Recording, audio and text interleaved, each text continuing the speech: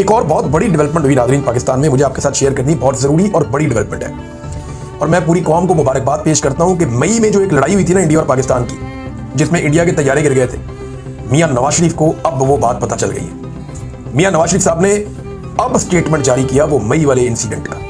India और पाकिस्तान की जो जंग मई में हुई थी, जून, जुलाई, अगस्त, सितंबर, अक्टूबर, ये अक्टूबर के मिड में आके, बल्कि मिड के भी बाद, मियाँ नवाज शरीफ साहब को पता चल गया कि जनाब इंडिया और पाकिस्तान की तो लड़ाई लगी थी, और अब उन्होंने स्टेटमेंट जारी कर दिया।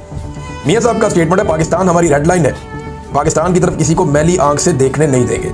क्या बात है मियाँ साहब की। मियाँ साहब आप सिर्फ 6 महीने लेट है, 5 महीने, लेकिन आपने स्टेटमेंट कमाल दिया।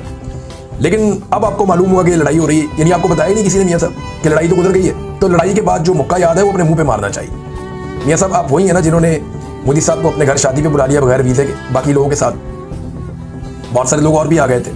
आप वही है ना जिनकी दिलचस्पी कश्मीरी क़यादत से मिलने से ज़्यादा भारतीय कारोबारी हजरात से मिलने में रहती है। मियाँ साहब आप वही है ना जो साड़ियाँ और आमों के तोहफे भिजवाते हैं और वो वहाँ से आपको इल्ज़ामात भिजवाते हैं। वही है ना मियाँ साहब आप।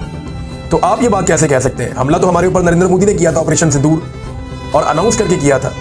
उस वक्त आप बोले नहीं, एक लफ्ज़ नहीं बोले, और जब लड़ाई खत्म हो गई, लोग भूल भाल गए, तो मियाँ साहब का स्टेटमेंट आ गया कि मैली आंख से नहीं देखने देंगे। भाई कौन देख रहा है मैली आंख से?